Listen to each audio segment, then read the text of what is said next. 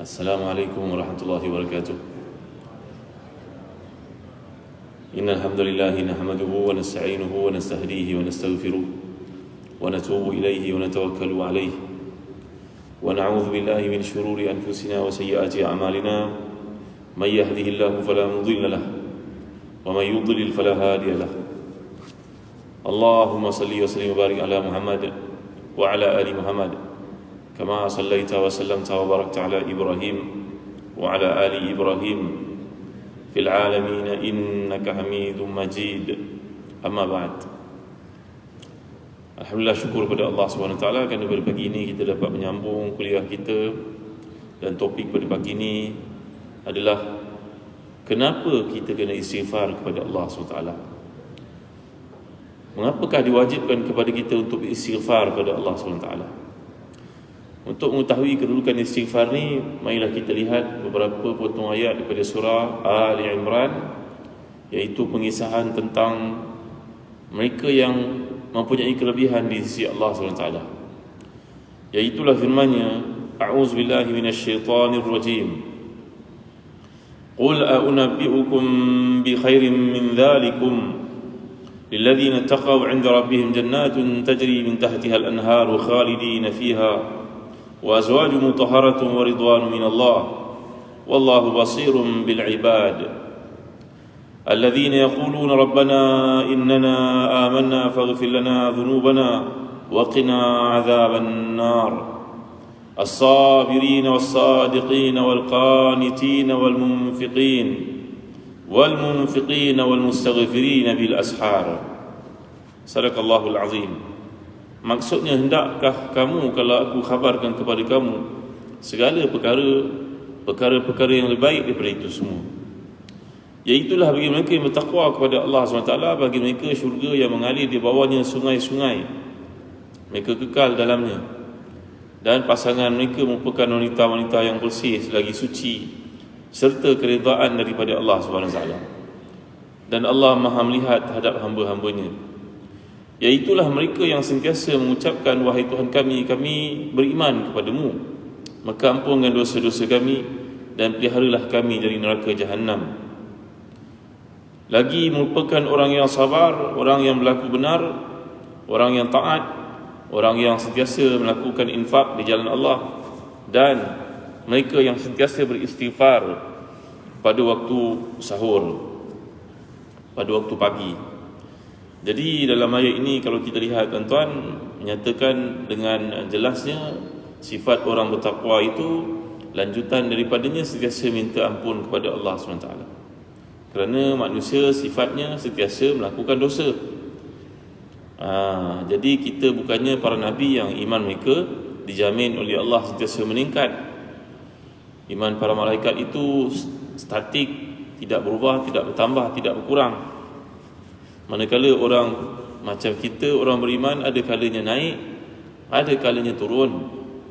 Kerana itu kita sentiasa mohon kepada Allah SWT, Allahumma ahsin aqibatana fil umuri kuliha wa ajirna min khizyi dunya wa azabil akhirah. Ya Allah, perbaikkanlah kesediaan hidup kami dan berilah kepada kami ganjaran atas segala musibah yang berlaku. Di atas keyakinan bahawa iman mereka ini ada kalanya meningkat, ada kalanya menurun, merosot. Kita bimbang waktu merosot itu diambil nyawa kita, maka kita berdoa kepada Allah agar kehidupan kita berakhir dengan kebaikan. Baik. Lagi Allah Taala menyatakan dalam ayat yang lain, kalau kita perhatikan, dan mohonlah kepada Allah, sesungguhnya Allah itu Maha Pengampun lagi Maha Penyayang. Jadi ini merupakan antara ayat yang menunjukkan kepada kita penegasan daripada Allah SWT supaya mohon keampunan selalu. Jadi sebenarnya mohon ampun ni satu perkara yang tidak perlu diperintahkan. Kerana setiap kita menyedari melakukan dosa, maka secara automatiknya wajib bagi kita beristighfar kepada Allah SWT. Yang mana disebut dalam hadis yang lain, idza aznaba dhan nukitat fi qalbihi nuktatu sauda. Bila seorang melakukan dosa, maka hatinya menjadi hitam. Ada titik hitam pada hatinya. Bila dia bertaubat kepada Allah, maka titik itu dilenyapkan. Kalau dia tidak bertaubat kepada Allah, maka titik itu makin hari makin bertambah. Maklumlah kita keluar saja daripada rumah, kita akan melakukan dosa dengan melihat perkara yang haram contohnya. Mendengar perkara yang haram, bercakap perkara yang berdosa. Maka dengan dosa-dosa itu menyebabkan hati kita bergelumang, jadi kotor. Dan bila dia tercemar seperti itu dan tidak ada usaha daripada kita untuk menghilangkannya kembali, ia umpama cermin kereta yang sudah pun ditutupi oleh habuk yang sangat tebal. Maka bukan saja membahayakan diri kita, malah membahayakan orang lain. Mungkin kita terlanggar, mungkin kita jatuh dalam gaung dan sebagainya. Maka demikian juga hati yang tidak dibersihkan akan mengakibatkan pelaku dosa-dosa ini melibatkan orang lain dan membahayakan dirinya sendiri dengan perlakuan dosa yang dilakukan itu. Maka istighfar ni kalau kita lihat tuan-tuan, datang perkataan ghafara. Ghafara datang perkataan istaghfara. Wazan dalam bahasa Arab ini istafa'ala, yang merujuk kepada tutup. Ghafara tutup. Tapi kalau istaghfara minta ditutup. Minta ditutup apa? Minta ditutup dosa-dosa kita, diampunkan maksudnya. Jadi antara kalimah istighfar yang kita ungkapkan astaghfirullah, astaghfirullah, astaghfirullah. Kalau lanjutan ni banyak, astaghfirullahalazim alladzi la ilaha illa huwal hayyul qayyum wa atubu ilaih, ataupun astaghfirullahalazim alladzi la ilaha illa huwa al hayyul qayyum wa atubu ilaih. Dua-dua versi itu betul, seperti disebut oleh Imam An-Nawawi dalam kitabnya Riyadhus Salihin. Kerana huwa al hayyu al qayyum mubtada khabar. Kalau huwa al-hayya al-qayyuma jadi maf'ul bihi. Kedua-duanya betul. Dari sudut bahasa Arab, ungkapan ini dibacakan oleh Nabi SAW dan juga para sahabat macam Umar Khattab radhiyallahu anhu. Nanti ada orang bertanya pula, mana satu yang lebih baik Ustaz? Al-hayyu al-qayyum ataupun al-hayya al-qayyuma? Jawapannya dua-dua Nabi kita amalkan sallallahu alaihi wasallam. Dua-dua betul. Dari sudut bahasa Arab rasanya betul. Maka tidak salah untuk kita mengamalkan, dan tidak ada satu kelebihan mengatasi yang lain dalam dua variasi ini. Baik, untuk menggalakkan umat ini beristighfar, maka Allah bawakan kepada kita kisah-kisah dalam Al-Quran. Contohnya dalam kisah Al-Buruj, Ashabul Ukhdud, ya, surah yang dalam juz amma itu. Bagaimana Allah Taala menyatakan, "Was-samaa'i dzatil buruj wal yawmil maw'ud wa syahidin wa mashhud." قتل أصحاب الأخدود النار ذات الوقود إذ هم عليها قعود وهم على ما يفعلون بالمؤمنين شهود وما نقموا منهم إلا أن يؤمنوا بالله العزيز الحميد الذي له ملك السماوات والأرض والله على كل شيء شهيد إن الذين فتنوا المؤمنين والمؤمنات ثم لم يتوبوا فلهم عذاب جهنم walahum adzabul hariq. Ini kisah yang berlaku sebelum daripada Nabi kita sallallahu alaihi wasallam, iaitu satu umat yang telah dibakar dalam parit oleh raja yang zalim yang memaksa mereka untuk mengikuti agamanya. Maka raja ini, tuan-tuan dimuliakan Allah sekalian, memiliki ahli sihir. Ahli sihir ini mempunyai power, black magic. Bila ahli sihir itu, ahli sihir mengatakan kepada raja, saya kena ada pengganti pelapis, maka carilah orang paling bijak di kalangan anak muda yang boleh mewarisi ilmu saya. Dapatlah seorang budak lelaki ini bijak. Ketika dia nak belajar sihir daripada ahli sihir ini bagi mewarisi ilmunya, dalam perjalanan itu dia ternampak seorang sedang beribadah. Macam kita di masjid lah. Zaman dulu sebelum Islam ada biara agama Nabi Allah Isa AS. Budak lelaki ini pun tertarik kepada rahib itu, pendeta itu, dan belajar daripadanya. Mengakibatkan setiap hari dia datang lambat berguru dengan ahli sihir itu, dan dia dipukul. Dia bertanya kepada gurunya, bagaimana cara nak mengelakkan dipukul, disebat seperti ini? Kalau saya pergi lambat, nanti ahli sihir itu marah pada saya. Bila saya belajar daripadanya dan pulang lambat, di rumah pula saya dipukul oleh ayah ibu saya. Jawapan pendeta itu kepadanya, katakanlah kepada ahli sihir itu, kalau kau datang lambat, ayah mak engkau minta buat kerja di rumah, kau terlambat. Andai kau pulang lambat pula, beritahu kepada ayah ibumu bahawa ahli sihir mengajar banyak ilmu, kelasnya ditambah lagi. Tuan-tuan dimuliakan Allah sekalian, ini orang Melayu panggil bohong sunat. Sebenarnya tak ada pun istilah bohong sunat. Ini adalah hilah yang dibenarkan bagi mengelakkan perselisihan faham dan sebagainya. Maka akhirnya dia pun melakukan demikian, dan dia belajar dulu sekali. Sihir dia belajar, ilmu Islam pun dia belajar. Apa hukum belajar sihir, tuan-tuan? Apa hukum belajar sihir? Mazhab Hanafi mengatakan harus belajar sihir dengan tujuan untuk memantau dan mengelakkan orang lain kena sihir. Tapi mazhab Syafi'i mengatakan dia ilmu sia-sia. Ada ilmu manfaat, ada ilmu yang tidak guna. Nak buat apa belajar? Kalau ada orang kena sihir, tawarlah dia dan rawatlah dia mengikut Al-Quran. Dan juga petunjuk yang dikemukakan oleh Nabi SAW. Kalau ada petua-petua yang diamalkan, tidak menjadi kesalahan walaupun Nabi tidak melakukannya. Contoh, orang kata kena pagar rumah dengan ayatul kursi, itu Nabi tidak pernah buat. Tetapi tidak semua benda yang Nabi tidak buat itu salah. Begitu asasnya. Perkara itu ada munasabahnya, kerana ayat Quran ini sifatnya adalah syifa dan juga rahmah. Maka ada orang mengatakan dia mengamalkan demikian ada manfaat, silakan. Dia tidak melakukan perkara yang salah, tuan-tuan dimulai Allah SWT. Ada kalangan sahabat Nabi yang anaknya masih kecil ataupun cucunya, maka tak kerti nak mengamalkan doa, maka sahabat Nabi ini telah mengkalungkan doa itu kepada leher cucunya ataupun anaknya. Itu berlaku seperti riwayat Imam Tirmizi dalam sunannya, iaitu kalimah yang Nabi ajarkan, wa'idzuka bi kalimatillahi tammah min kulli syaitanin wa hammah wa min kulli ainin lamah. Aku pelihara engkau wahai anakku dari segala mata yang jahat, binatang-binatang yang melata, yang banyak yang kita tak nampak, serangga dan sebagainya, dan dari gangguan syaitan yang direjam. Maka dibuat pada kalung, digantungkan di leher anaknya itu. Itu Nabi tidak pernah buat. Tetapi nampaknya para sahabat melakukan perkara itu, ada munasabahnya. Mohon pada Allah perlindungan. Ada sekolah yang sering diganggu, mendapat kerasukan, akhirnya gurunya tak tahu nak buat macam mana. Dia print banyak-banyak surah Yasin, ditampalnya di keliling bangunan tersebut. Kerana ini tidak ada salahnya, ia tidak menghina Al-Quran. Maka dia mengatakan, alhamdulillah Ustaz buat benda itu, tak kuranglah si kerasukan berlaku kat sekolah yang baru ni. Alhamdulillah. Kalau ada pengalaman begitu, silakan. Maka tuan-tuan dimuliakan Allah sekalian, sekarang anak muda ni sudah menguasai dua ilmu. Ilmu sihir dia dapat, ilmu agama pun dia pandai. Maka dia pun mulalah menjinakkan dirinya menghadiri program bersama dengan raja. Seorang daripada menteri di raja ini buta. Maka orang buta itu mengatakan kepadanya, anak muda, aku ditimbul penyakit buta mata aku, boleh tak kau sembuhkan aku? Kau dah belajar sihir, kau power. Maka budak muda ini pun berkata, kau beriman dulu kepada Tuhan aku dan Tuhan kau yang sebenarnya, iaitu Allah. Bawa aku rawat kau. Menteri itu setuju. Maka budak muda itu merawat, pulih dia, tuan-tuan dimuliakan Allah sekalian. Hadir dia dalam majlis sultan. Sultan mendapati, kau mata kau dah cerik, kau makan ubat apa?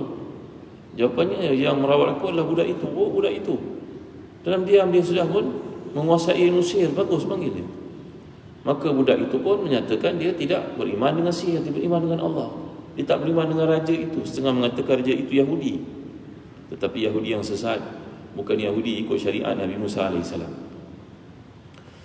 Maka tuan-tuan dimuliakan Allah sekalian, sekarang apa yang berlaku adalah budak muda ini ditangkap dan dihukum. Maka dia pun menyuruh sekumpulan tentera yang kuat-kuat bawa budak ini pergi ke laut untuk dibuang dalam laut, kerana dia telah beriman kepada Allah, tidak kepada raja. Ketika tentera ini membawa anak muda ini ke laut, nak menghumbankannya dalam laut, dia berdoa, wahai Tuhan yang punya kuasa, dengan doa-doa yang tertentu. Maka yang masuk ke dalam laut dihumbankan itu, yang terbalik kapal adalah semua tentera yang mati kecuali dia seorang saja. Pulang semula kepada raja. Raja pun tercengang, tentera aku semua mati, kau seorang hidup. Ini tidak boleh jadi. Bawa pula ke gunung, tolak dia turun dari gunung, dia mati. Daripada dia memudaratkan akidah orang ramai mengikuti agama barunya. Maka dia pun dibawa ke gunung oleh sekumpulan orang yang kuat-kuat. Tiba-tiba yang terjadi sebaliknya, mereka yang kuat itu pula berguling-guling jatuh di gunung, mati kesemuanya dengan izin Allah. Wali Allah, budak muda ni wali Allah. Kembali dia ke istana raja, dan raja sekali lagi tercengang. Apa aku nak buat lagi dengan kau? Semua apa yang aku buat merancang untuk kau tak jadi. Begitu kuat kau ni. Dan cuba untuk membunuh budak ini, tidak boleh. Akhirnya budak muda ni berkata kepada raja, kalau raja bersungguh-sungguh nak membunuh saya, kumpulkan orang ramai, rakyat jelata. Dan ketika nak memanah saya di dada ini, bacalah dengan nama Bismi Rabbi Hadzal Gulam, dengan nama Tuhan budak ini aku menembak. Maknanya bismillah lah, Bismi Rabbi Hadzal Gulam, dengan nama Tuhan budak lelaki ini. Maka raja pun buat begitu. Di hadapan khalayak ramai dia menyiarkan, dia beriman kepada Tuhan budak itu Allah. Maka seluruh rakyat jelata masuk Islam, beriman kepada budak itu, mendengar kisahnya. Raja pun menjadi kelang kabut, tak ada pilihan, akhirnya terpaksa untuk mengekalkan kuasanya, untuk buat apa sahaja asalkan kekal kuasanya, untuk teruskan buat kejahatan. Maka dia pun mendapat nasihat daripada orang-orang jahat kelilingnya supaya dibakar habis semua rakyat itu dalam api yang menyala-nyala, dalam parit yang menyala-nyala. Ya, maka dalam keadaan itu pun Allah masih lagi menceritakan orang buat jahat begitu dahsyat sekalipun, begitu hebat sekalipun, Allah masih lagi memberi tawaran kepada mereka untuk bertaubat kepada Allah. Innal ladzina fatanul mu'minina wal mu'minati summa lam yatubu falahum adzabu jahannam. Kata Ibn Katsir dalam tafsirnya, ayat ini memberikan kepada kita satu gambaran betapa luasnya rahmat Allah, iaitu pengampunan tetap ditawarkan kepada orang yang paling zalim dan pernah membunuh manusia keseluruhannya. Begitu caranya tuan-tuan. Kerana dalam Islam kita tidaklah disuruh untuk confess, beritahu kat orang tertentu saya buat dosa sekian, orang tu pula seronok mendengar cerita-cerita yang diceritakan itu, lalu dia menjadi wakil untuk mohon keampunan kepada Allah SWT. Ini tidak boleh. Tidak patut kita ceritakan kepada sesiapa pun dosa-dosa yang kita lakukan, kerana itu dipanggil sebagai mujaharatu bisu'. La yuhibbullahu al-jahra bisu'i minal qawli illa man zulim. Allah tidak membenarkan, Allah melarang, Allah mengharamkan kita menceritakan keburukan-keburukan yang pernah kita lakukan kepada orang lain. Maka dalam keadaan ini Allah SWT masih lagi memberikan tawaran kepada mereka melakukan dosa besar, maksiat itu, kerana pintu taubat masih terbuka di sisinya. Baik, dalam hadis yang lain Nabi telah menyatakan, man aktsara min istighfari ja'alallahu lahu min kulli hammin farajan wa min kulli dhiqin makhrajan wa yarzuquhu min haitsu la yahtasib. Siapa yang banyak beristighfar kepada Allah SWT, maka Allah jadikan dalam segala kedukaannya ada jalan keluar, segala kesempitannya ada keluasan padanya, dan Allah akan bagi rezeki kepadanya di sumber-sumber yang tidak disangka-sangka. Tuan-tuan, satu kisah yang dikemukakan oleh Imam Masjid Nabawi beberapa tahun lalu ketika berlaku peperangan di Syria, iaitu seorang budak, seorang lelaki muda bersama dengan isinya, anaknya masih kecil, berhijrah ke Saudi. Dia berkelulusan dalam bidang petroleum engineering, petrochemical, pindah ke Saudi untuk cari kerja, mendapat suaka politik dan lari ke Saudi. Tapi kerja yang diperolehnya tak cukup, tuan-tuan. Nak menyara kehidupan, cost of living mahal. Dia nak cari kerja yang lebih baik dan stabil untuk kedudukannya sebagai seorang yang graduate daripada universiti. Dia datang hadir dalam Masjid Nabawi, mendengar hadis ini disampaikan oleh tuan guru dalam satu majlis ini. Siapa banyakkan sifat Allah keluarkan daripada kesusahan, Allah beri kepadanya keluasan, Allah beri rezeki yang tak disangka-sangka. Jika Nabi SAW mengucapkan istighfar ini sehari sekurang-kurangnya 70 atau 100, maka kita kena lebih daripada itu. Dan niatlah kepada Allah supaya mengeluarkan kita daripada kesusahan hidup. Pemuda ini terfikir, ya Allah, aku susah, aku nak menyara isiku, anakku yang masih kecil, sewa rumah mahal, keluarga kasih aku perlukan duit, macam mana ni? Mendengar kata daripada Tuan Imam ini, kita kena istighfar sehari sekurang-kurangnya 1000 kali atau lebih daripada itu, kerana dosa lebih banyak, tak layak dibandingkan dengan Nabi pun 100 kali. Maka dia pun pulang ke rumah mengatakan kepada isinya, tadi abang dah dengar kuliah abang pun dapat idea, kita kena cuba istighfar pada Allah 1500 kali sehari, supaya Allah beri pada abang kerja yang baru dan dapat menyara keluarga kita. Isinya pun setuju, ya betul bang, kita cuba istighfar mulai hari ini sampai Jumaat yang ke depan itu, istighfar 1500 kali sehari untuk seorang, dan berdoa di hujungnya, ya Allah berilah aku kerja, aku perlukan 3000 rial je sebulan, ya Allah. Lebih, Alhamdulillah 3000 cukuplah, janganlah kurang daripada itu. Pemuda ini istighfar kepada Allah SWT. Menjelang Jumaat yang berikutnya, dia masih belum dapat kerja walaupun dah minta banyak tempat. Hadir lagi ke majlis guru ini. Dia pun jumpa Tuan Guru, mengenangan air matanya. Tuan Guru, Tuan Guru menyampaikan kuliah masuk dalam hati saya. Saya balik rumah, saya ajak isteri saya cuba istighfar kepada Allah. Dah 7 hari ni tak ada apa-apa lagi oleh Tuan Guru. Tak nampak jalan keluar. Tak ada tawaran diberikan oleh mana-mana pihak. Guru ni berkata kepadanya, anak muda, kau cuba istighfar dengan Allah ya. Dengan Allah engkau tak boleh cuba-cuba nak. Dengan Allah engkau kena yakin.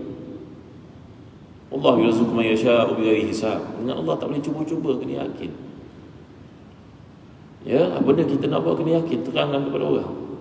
Jadinya belum tentu, tapi kena yakin Allah boleh membantu kita.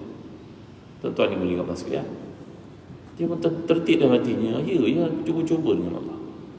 Kalau dia seorang datang minang anak perempuan, tuan-tuan, yang tuan-tuan nak sayangi itu, dia berkata, saya belajar kat UM, saya belum dapat kerja, saya akan cuba kerja yang terbaik dan saya akan cuba jadi suami yang terbaik untuk anak puan. Tuan boleh terima tak?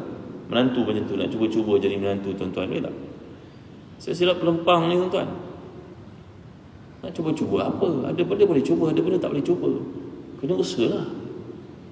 Ya, yakin itu sebab kita asyhadu an la ilaha illallah. Tuan-tuan guru dulu menterjemahkan, aku naik saksi. Saya ada naik lagi, aku naik saksi. Sebenarnya perkataan yang sebenar, aku bersaksi. Tapi nak tekankan saksi itu biar jadi satu benda yang sebati dengan diri, maka tambah perkataan aku naik saksi. Betul kan? Mana aku berada di kemuncak yakin kepada Allah tu. Nampak tuan-tuan? Maka dengan Allah kena begitu. Dia balik ke rumah beritahu isinya, sayang kita silap dengan Allah tadi, cuba-cuba sayang, kita kena yakin. Mulai hari ini kita istighfar kepada Allah semua, ya, yakin Allah ke rumah kita. Mereka pun beristighfar dengan jumlah itu dari Jumaat ke Jumaat yang akan datang. Juga tidak nampak jalan keluar, tapi hati menjadi lebih tenang. Dia jumpa lagi tuan guru tu, tapi nak cakap malu. Dia dah ajar, dah mau yakin, apa lagi? Dah buat apa yang disuruh, tunggu je lah. Dah usaha mana yang mampu. Tiba-tiba pada hari Jumaat itu mengubah segala-galanya. Iaitu datang seorang saudagar dari Kuwait yang rajin bertemu dengan tuan guru itu. Dia ada perniagaan di Saudi. Dia berkata kepada tuan guru itu, tuan guru, kalau tuan guru ada anak-anak murid ni yang boleh bekerja dengan saya buka perniagaan baru, tapi perlukan orang boleh jadi supervisor lah kepada orang-orang Bangladesh yang kerja dengan saya di company di Saudi. Allah, terkejut dia. Tuan guru tu nampak, dia panggil nak masih. Ini yang Allah berikan untuk engkau, kau terima dulu, nanti kau tengok macam mana. Rupa-rupanya tawaran yang dia minta cuma 3,000. Orang Kuwait itu bagi lebih daripada itu. Dan tiba-tiba dalam masa 6 bulan kemudian, dia pendekkan cerita, dia pun budak baik daripada Syria, boleh jadi imam kepada pekerja-pekerja yang lain, akhlaknya bagus. Maka naikkan pangkat jadi supervisor. Lagi naikkan. Lagi 3 bulan kemudian naik jadi manager. Dan setahun kemudian, kata tuan guru yang mengajar hadis ini, budak itu sudah menjadi partnernya di Saudi. Dilantik sebagai partnernya. Tuan-tuan tengok rezeki Allah berikan tanpa berkira-kira, tuan-tuan, yang kadang-kadang di luar pengetahuan dan jangkauan kita. Imam Ghazali memberikan contoh yang sangat menarik, iaitu kalau kita ni punya seorang majikan yang sangat menyayangi, baik akhlaknya, tak pernah menipu, janjinya kepada orang dipenuhi, ramai orang telah menikmati janji-janji baik itu. Dia berkata kepada kita personally, fulan, aku nak bagi kau pangkat baru, tapi aku bagi kau satu tugasan. Tak? Tugasan ni tambahan kerja, kau boleh buat dalam 3 bulan. Alright, aku naikkan pangkat kau dan bagi kau position yang baru. Setuju tak? Ini adalah majikan yang baik, yang saleh, yang tak pernah berbohong, punya wang, latar belakangnya bagus, tak ada musuh dengan siapa pun. Yakin ke tak yakin tu? Kita dah bekerja dengan dia, umur kita dah 40 tahun. Nak pergi company lain ke? Lebih RM100, kita belum tahu lagi onak dan juga ranjau yang ada di company baru. Kan? Ada kajian dibuat bahawa masyarakat kita dekat Malaysia ni suka bertukar-tukar kerja. Kerja sekejap dengan RM100 lebih pergi. Kerja sekejap dengan RM200 lebih pergi. Bila nak selesai? Bila nak master sesuatu bidang? Kan? Ada syarikat Jepun buka company besar di Malaysia. Dia berkata tempat perniagaan dia menjadi satu training center. Kerana tiap-tiap bulan ada turnovernya, orang keluar pergi cari kerja baru. Padahal lebihnya RM100 je, RM150 je. Dia tak tahu kerja di tempat baru itu ada kekang baru, ada musuhnya yang baru. Jangan nampak kapet itu sentiasa indah, tak tahu di situ ada kaca dan sebagainya. Betul kan tuan-tuan? Ya, maka budak muda ini bekerja dan akhirnya mendapat jawatan yang bagus di masa ke semasa kerana kesungguhannya, tuan-tuan dimuliakan Allah sekalian, dan kerana istighfar yang telah mengeluarkannya. Jadi kembali kepada cerita, kalau orang kaya tu janjikan kepada kita kerja dan dia orang baik, dia majikan, kita pun dah tak ada pilihan pada usia ini untuk pergi ke tempat-tempat baru. Buatlah yang terbaik, tuan-tuan. Kenapa tak boleh buat yang terbaik? Buatlah yang terbaik. Kan? Maka kata Imam Ghazali, tamsilan itu kalau engkau lihat adalah kepada Allah yang menjadi majikan kepada engkau, bos kepada engkau, pemilik kepada engkau. Cakaplah apa saja, memang dia tidak sama dengan manusia. Laisa kamitslihi syai'un. Dia telah beri kepada engkau banyak nikmat, antara engkau sedar atau tidak, dan dia menjanjikan macam-macam perkara kebaikan untuk kamu, tapi kamu tidak mengejarnya. Alangkah ruginya dirimu, wahai hamba. Nampak kan? Kita kerja dengan majikan tadi, tak ada pilihan nak pergi tempat lain, usia pun dah tua, pergi tempat baru, nanti kita perlukan energi yang baru, perlu kompetitor yang lebih ramai, yang baru. Jadi stay kat situ, jadilah orang terbaik dan ikutilah, patuhilah arahan yang diberikan. Direct report kepada dia, alangkah baiknya keadaan itu, bukan? Mengapa kamu tidak buat perkara yang sama kepada Allah? Sedangkan Allah menjanjikan untuk kamu 1400 tahun lalu dalam Al-Quran ini macam-macam ganjaran untuk orang taat kepadanya, dan dia telah beri kepada kamu selama ini macam-macam limpahan kurnianya. Wa atakum min kulli ma sa'altumu wa in ta'udu ni'matallahi la tuhsuha. Diberi kepada kamu macam-macam nikmat, mata, telinga dan sebagainya. Kamu sihat tubuh badan, tidakkah kamu perasan itu semua nikmat yang telah limpahkan, dan dia menjanjikan tambahan andai kamu menambah lagi ketaatan kepadanya. Walladzina ihtadaw zadahum huda wa atahum taqwahum. Mereka yang sentiasa berusaha untuk menambah dirinya dengan kebaikan, Allah akan tambah lagi nikmat untuknya. Subhanallah, masya-Allah, tabaraka wa taala. Abu Syuja' adalah imam besar dalam mazhab Syafi'i, meninggalkan satu karya besar dalam fiqh namanya Matan Abi Syuja'. Tuan-tuan dimuliakan Allah sekalian, beliau ni pada usia 80 tahun, rambutnya masih hitam, tak ada uban, matanya celik, jelas. Dia menjawab macam-macam jawatan dalam negara, sebagai qadhi, sebagai basyara, sebagai mufti, banyak jawatannya. Tapi menjelang usianya 60 tahun, dia minta berhenti dia semua perjawatan itu dan mengatakan, cukuplah macam-macam ilmu yang telah saya sampaikan, dan tiba masa untuk beramal dengan ilmu ini.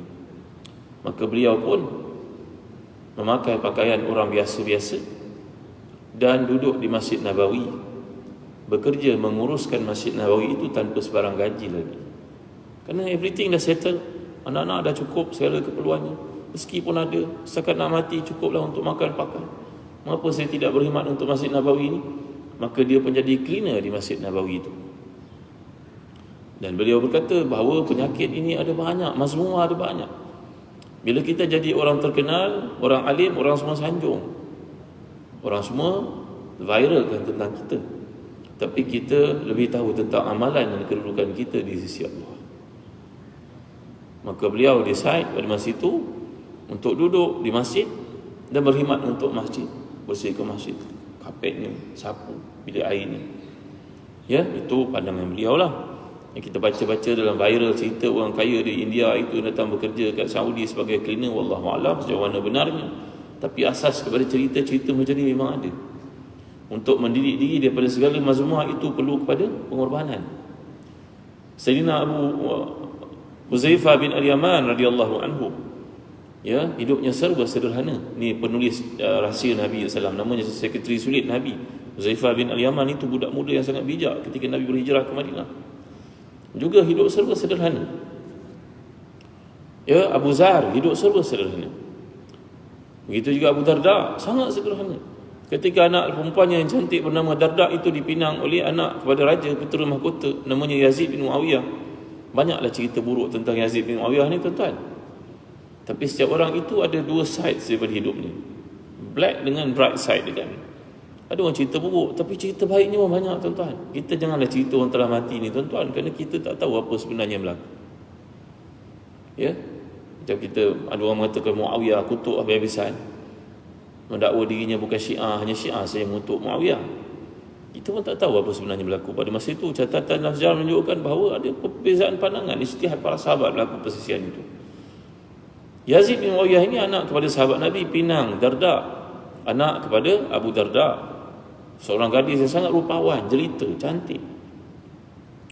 Maka ayahnya bernama Abu Darda bincang dengan isinya Ummu Darda untuk menolak pinangan putera mahkota dengan cara yang baik. Seraya berkata, Darda ini biasa hidup dalam kesederhanaan. Nanti kalau kami kahwinkan, takut nanti dilupa daratan. Maka biarlah Darda dikahwini oleh orang lain. Tolak baik-baik tuan-tuan, jangan tolak dengan penghinaan. Maka putera mahkota ni pun menerima, tak ada masalah, kahwinlah dengan perempuan lain. Lalu Abu Darda telah mengahwinkan putrinya itu yang tercinta itu, yang cantik itu, dengan seorang anak muridnya yang biasa-biasa. Abu Darda ni orang alim tuan-tuan. Abu Darda ni termasuk di kalangan 12 orang sahabat Nabi yang sangat faqih. Abu Bakar, Umar, Uthman, Ali, Abdul Rahman, Abdullah bin Mas'ud, Ali, siapa lagi? Abu Darda, Salman Al-Farisi. Ini 12 orang sahabat dipanggil sebagai mufti. Muaz bin Jabal, ini adalah sahabat-sahabat yang sangat alim. Pada zaman wahyu masih lagi diturunkan, Quran masih lagi diturunkan, sahabat-sahabat ini diminta fatwa dan mereka mengeluarkan fatwa dan Nabi mengikrarkannya, mengiktiraf fatwa-fatwa mereka. 12 orang mufti ini tuan-tuan. Abu Darda seorang daripadanya. Maka Abu Darda ni punya kelas yang disampaikan, ada kuliah-kuliahnya, dikahwinkan puteri dia dengan anak murid dia yang sangat sederhana. Tak ada pendapatan tetap, tapi orang soleh. Dan setahun lepas berkahwin, dia tak pernah pun tanya menantunya itu ataupun anak perempuannya bagaimana keadaan, susah ke, ada duit nak kena top up ke, tak ada tanya. Aku tahu aku telah kahwinkan puteri aku dengan lelaki antara yang paling saleh, pandailah dia menguruskan hidup. Tak perlu tanya banyak-banyak, nanti cabut tangan, menantu pun tak suka. Ya, tuan-tuan dimuliakan Allah sekalian. Jadi kembali kita kepada hadis yang Nabi ceritakan, innal mu'mina idza aznaba dhanban kanat nuktatun sauda'u fi qalbi fa in taba wa naza'a wa astaghfara saqala qalbuhu minha fa idza zadat hatta tughallaf qalbuhu fa dhalika ar-ran alladhi dzakarahu Allah fi kitabih kalla barrana ala qulubihim ma kanu yaksibun. Orang beriman apabila melakukan dosa, maka hatinya akan ditandakan dengan satu titik hitam. Kalau dia bertaubat, maka tanda itu akan diluputkan, dihilangkan, sehingga kembali bersinar hati itu. Kalau dia tidak bertaubat, melakukan dosa yang berikutnya, makinlah hitam hatinya, sehingga gelap katup hati itu dilitupi dengan dosa-dosa, sehingga menyebabkan dia tidak lagi mencari kebenaran sebagai kebenaran, kebatilan sebagai kebatilan. Ni yang takut ni tuan-tuan dimuliakan Allah sekalian. Ini kita terjebak dengan satu lagi jenayah di sisi Islam, iaitu kehidupan berpoya-poya yang berasaskan kepada suka kepada gender yang sama. Laki suka pada laki, perempuan suka pada perempuan. Ada yang mengatakan bahawa dia satu masalah warisan, diwarisi kerana satu masa dulu fulan ni pernah melakukan demikian, maka dia terikut melakukannya kepada orang lain. Yang kita bimbang tuan-tuan dimuliakan Allah sekalian, di sekolah-sekolah yang bersifat tahfiz dan agama pun kadang-kadang berlaku jenayah ini. Kecenderungan lelaki kepada lelaki. Kalau lelaki dengan perempuan nampak boleh tangkap. Itu sebab sahabat-sahabat Nabi macam Ubadah bin As-Samit radhiyallahu anhu, salah seorang daripada yang terlibat dalam bai'ah bersama Nabi ketika nak menjemput Nabi datang ke Madinah itu. Lelaki ini sudah berusia 80 tahun ketika berhijrah ke Palestin. Sahabat Nabi yang hebat. Ubadah juga merupakan seorang mufti. Ubadah bin As-Samit radhiyallahu anhu dan saudaranya Aus bin As-Samit, banyak sejarah mereka.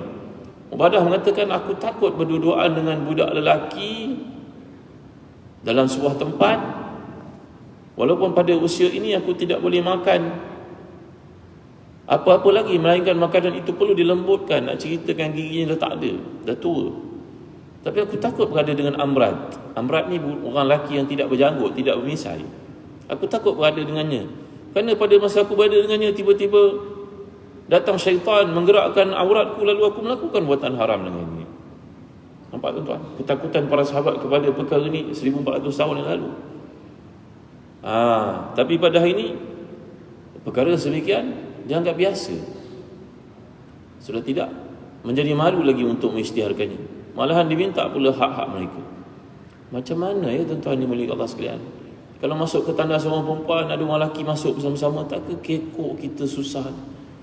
Dah kena iktiraf dia sebagai seorang perempuan lagi, sedangkan ramai orang perempuan pada ini tidak berkahwin. Lelaki anda tidak layak berkahwin kerana dada, kerana benda-benda sedemikian, cenderung pada sama sendiri, nak jadi perempuan pun ada. La ilaha illallah Muhammadur Rasulullah. Kini bernaung di bawah nama hak kemanusiaan dan macam-macam perkara lain. La haula wa quwwata illa billahil aliyyil azim. Baik. Innahu la yughanu ala qalbi hatta la astaghfirullah fi kulli yawmin 100 marratin. Aku terasa hatiku selalu tertutup. Ini kata siapa tuan-tuan? Kata Nabi. Aku takut hatiku tertutup, maka aku sentiasa mohon keampunan kepada Allah setiap hari sebanyak 100 kali. Takut untuk hati tertutup, lalu hati itu terdorong untuk melakukan maksiat dan tidak rasa bersalah bila melakukan maksiat. Ya. Iza aznaba al-'abdu zanban faqala Allahumma ighfirli, yaqulu Allah azza wa jalla aznaba 'abdi zanban fa'alima anna lahu rabban ya'khudhu bi zanbi wa yaghfiru dhanba. Abdi i'mal ma syi'ta faqad ghafartu lak. Bila seseorang hamba itu melakukan dosa, lalu dia mencari adanya Allah untuk mengampunkan dia dan dia minta keampunan kepada Allah, maka Allah akan berfirman kepadanya tanpa dia dengar, wahai hamba, engkau menyedari engkau melakukan dosa, engkau taubat kepadaku, teruskan hidupmu sebagaimana yang aku kehendaki, baikilah kekurangan yang ada, aku redha padamu.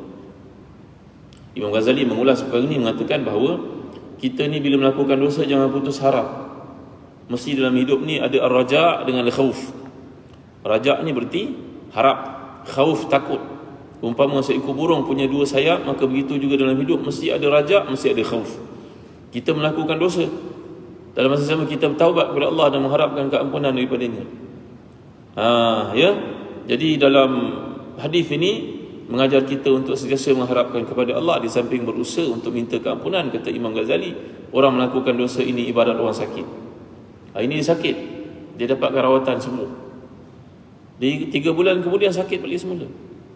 Sakit yang sama, batuk sesama, sakit tekak. Padahal 3 bulan lalu dia telah rawat dan sembuh. Tanpa dia sengaja dia melakukan lagi kesilapan dan pergi jumpa doktor lagi untuk dapat rawatan. Maka begitulah kita dalam melakukan dosa, kena sedar dan segera kembali kepada Allah waktu melakukan dosa itu. Himpunan daripada ayat Quran dan juga hadis menunjukkan keutamaan istighfar ini ada banyak sangat tuan-tuan, berbelas-belas. Satu, orang istighfar mendapat keampunan daripada Allah dan anugerah daripadanya.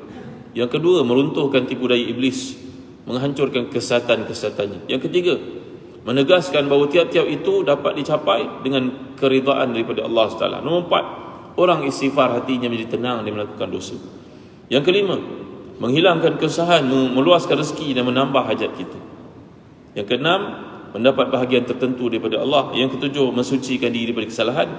Yang ke-8, mencegah malaikat menulis kesalahan. Bila seseorang itu berniat nak melakukan dosa, malaikat tak tulis lagi tuan-tuan sampai dia melakukan dosa. Kalau dia istighfar, digantikan peluang untuk ditulis dosa itu sebagai pahala. Yang ke-9, membersihkan hati daripada kelalaian dan kelupaan. Ya, bila kita terlupa cakap astagfirullahalazim, apa yang aku lupa sangat ni, kenapa ya? Al-Quran habis semua hilang. Ya. Yang ke-10, mendekatkan diri kepada Allah, mewujudkan kemuliaan dan juga mendapat kedudukan di sisi Allah. Yang ke-11, dalam penjelasan ini menghapuskan dosa, 10 dosa. Satu istighfar menghapuskan 10 dosa. Yang ke-12, menjadi sebab diterima taubat dan mendapat husnul khatimah. Ingat, mereka yang mati dalam husnul khatimah, salah satu sebabnya rajin bertaubat kepada Allah, istighfar kepada Dia. Rajin bertaubat dan beristighfar kepada Allah. Lagi, mendapat keselamatan dan kesejahteraan. Jadi istighfar itu letaknya sesudah bertaubat. Dengar kata-kata ini, istighfar selepas bertaubat. Apa buktinya? Allah Taala menyatakan dalam surah Taha, wa inni laghafar liman taba wa amana wa amila salihan thumma ihtada. Sungguhnya aku ini sangat pengampun kepada orang yang bertaubat, beriman dan beramal saleh, kemudian mendapat hidayah daripada Allah. Jadi kata para ulama tafsir ayat ini menunjukkan kepada kita, lepas melakukan dosa besar kena bertaubat dengan taubat nasuha dan diiringi dengan istighfar, diikuti dengan istighfar berterusan. Ada setengah mengatakan taubat daripada dosa besar, istighfar daripada dosa kecil. Kalau tengok orang dekat jalanan tak menutup aurat tu, apa hukumnya tuan-tuan? Itu dosa besar atau dosa kecil? Tengok iklan dekat-dekat highway tu, kan? Tak ada benda lain lah yang dipamerkan untuk jual produk kosmetik, tunjuk kecantikan. Itu dosa besar atau dosa kecil juga tuan-tuan? baca tentang apa yang diviralkan, banyak lebar baca tu untuk menceritakan aib orang. Itu apa hukumnya? Kita kena ingat paksi yang para ulama letakkan, la kabirata ma'al istighfar wala saghirata ma'al israr. Dosa besar tidak akan kekal bila adanya taubat, dan dosa kecil jangan dipandang kecil bila ia dilakukan berterusan. Takut-takut jadi dosa besar nanti. La kabirata ma'al istighfar wala saghirata ma'al israr. Tak boleh, dosa besar tidak akan kekal dengan sebab taubat. Allah akan luputkan, hilangkan, padamkan. Tetapi dalam masa sama jangan pandang dosa kecil sebagai kecil. Bila ia berterusan dilakukan, bimbang nanti kita ini memandang remeh terhadap dosa-dosa terhadap Allah. Kerana Imam Ibn Umar radhiyallahu anhu berkata, orang yang melihatkan, orang beriman melihat dosa kecil macam gunung nak menghempap kepalanya, manakala si munafik melihat dosa besar dilakukan umpama lalat yang hinggap di hidungnya. Dia buat begini, lalat itu pun terbang. Yang mana satu kita, tuan-tuan? Jadi orang yang nak beristighfar ini, satu, kena meninggalkan dosa-dosa besar, menyesal atas dosa besar dilakukan, bertaubat dengan sebenar-benarnya dan berazam untuk tidak melakukannya, dan kemudian baru beristighfar kepada Allah Subhanahu Wa Taala. Perlu kita tahu bahawa orang yang telah mati, walaupun amalannya sudah pun tamat, tetapi dia punya peluang untuk dinaikkan pangkat di akhirat, iaitu ditinggikan darjat. Lalu hamba ini akan bertanya kepada Tuhannya, ya Allah, aku dah mati, amal salih aku tak banyak, apa lagi? Aku sedekah jariah pun tak seberapa, tapi kenapa pula tiba-tiba hari ini aku naikkan darjat dia? Allah menjawab kepadanya, innallaha la yarfa'u darajah lil 'abdi fil jannah fayaqul ya Rabb inni anna li hadhi fayaqulu Allah bi sifari waladika laka. Lalu dia bertanya kepada Tuhannya, Allah SWT dengan limpah kurnianya menjawab kepadanya, wahai fulan, aku tinggikan darjatmu di akhirat walaupun amalanmu sudah tamat, kerana anakmu sentiasa istighfar untuk kamu. Istighfar untuk ayah ibu kita, tuan-tuan, datuk nenek moyang kita yang telah kehilangan pasangan, sebagai contohnya, istighfar kepada Allah, minta keampunan kepada Allah untuk mereka. Apa yang kita minta itu disampaikan oleh Allah dengan peninggian darjat untuk hamba-hamba yang telah mati di kalangan keluarga kita yang terdekat, utamanya ayah ibu kita, tuan-tuan yang mulia Allah. Itu sebab lepas sembahyang, seperti yang kita belajar dalam kuliah yang lalu, kita dalam doa kita tahmid kepada Allah, alhamdulillah wassalatu wassalamu ala rasulillah, mulakan dengan Allahumma ghfirli wa li walidayya warhamhuma kama rabbayani shaghira. Tiap-tiap waktu sekurang-kurangnya, tuan-tuan. Kerana berdasarkan hadis ini, si ayah, si ibu yang telah mati itu punya peluang untuk ditinggikan darjat walaupun amalannya sudah berakhir, dengan sebab istighfar si anak untuk mereka. Baik. Antara amalan Nabi kita dalam istighfar ni, Nabi mengucapkannya sebanyak 3 kali. Iaitu hadis Nabi SAW, kana Nabi yu'jibuhu an yad'u thalathan wa yastaghfiru thalathan. Nabi kita dalam berdoa mengulang 3 kali, dan dalam beristighfar pun Nabi mengulang sebanyak 3 kali.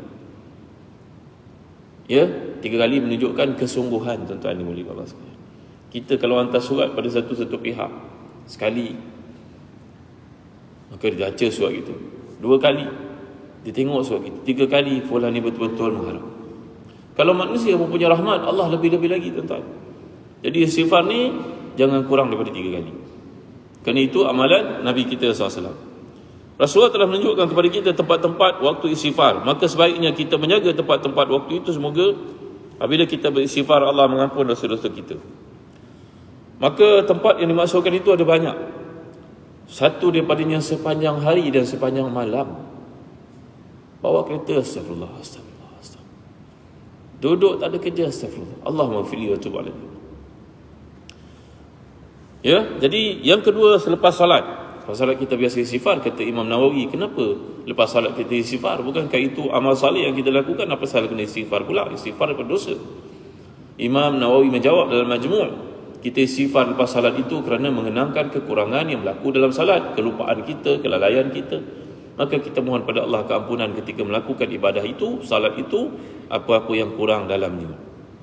Yang ketiga, ketika bangun daripada satu majlis, digalakkan kita untuk meminta keampunan kepada Allah. Subhanakallahumma wa bihamdika astaghfiruka wa atubu ilaik. Ya.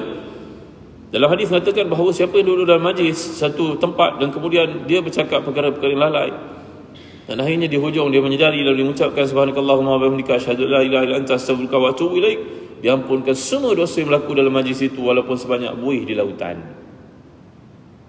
Ya, jadi biasakan diri kita untuk mengucap kafaratul majlis. Yang keempat, ketika sahur, waktu orang bersahur 4 pagi sebelum subuh, itu dipanggil waktu sahur.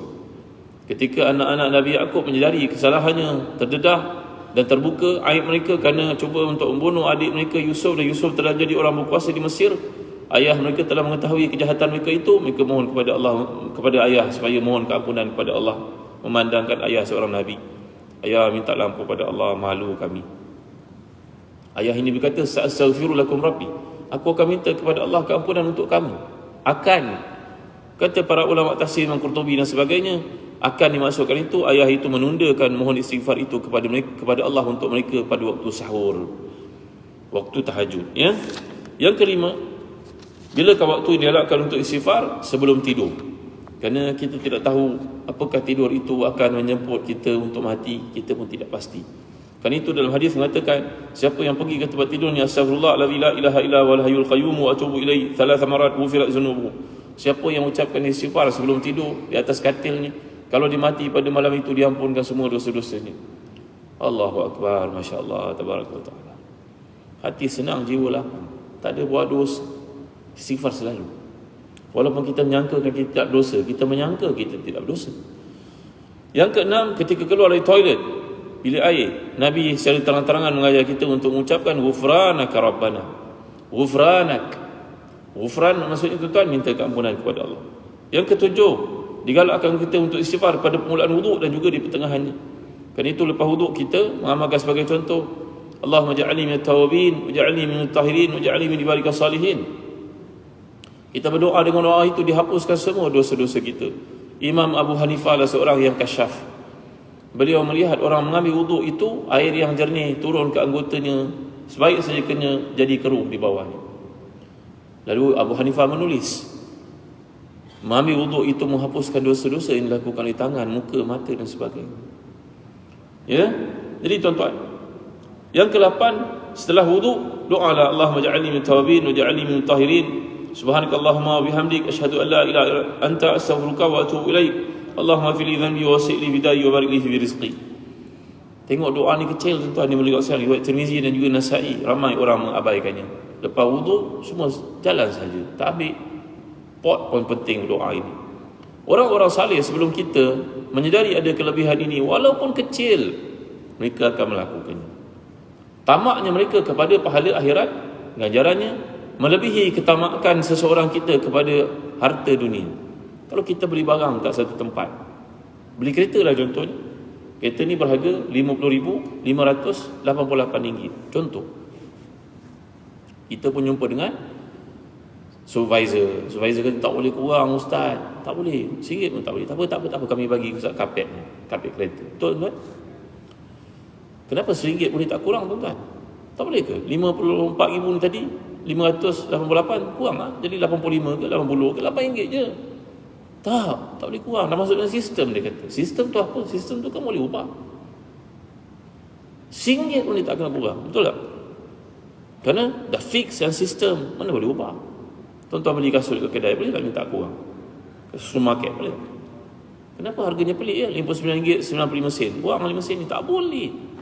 Kerana kedekutnya orang kat dunia ini, dalam harta dunia, maka kita nak fahamkan orang-orang akhirat. Perjalanan ke akhirat itu menyebabkan mereka mengutip semua pahala yang ada, walaupun kecil pada mata kita, besar pada dia.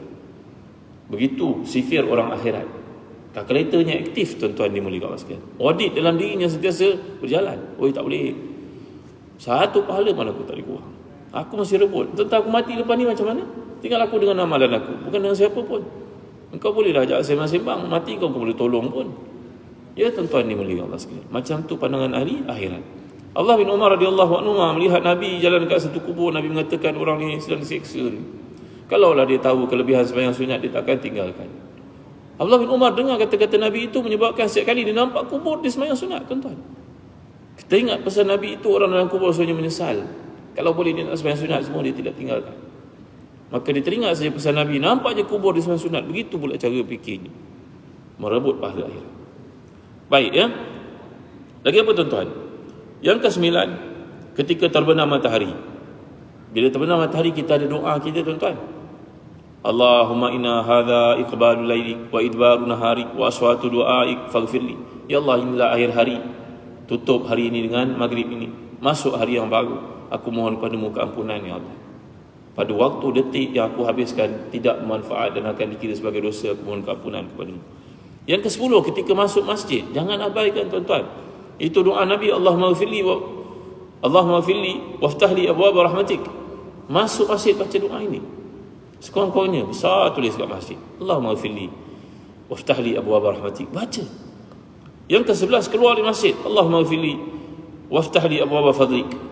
Yang ke-12 selepas takbiratul ihram dalam doa iftitah kita doa keampunan kepada Allah, Allahumma ghfirli wahdini warzuqni.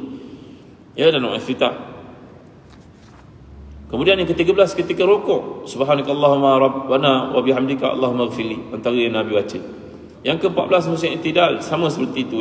Yang ke-15 dalam sujud, Nabi mengamalkan subhanakallahumma rabbana wa bihamdika Allahumma ghfirli.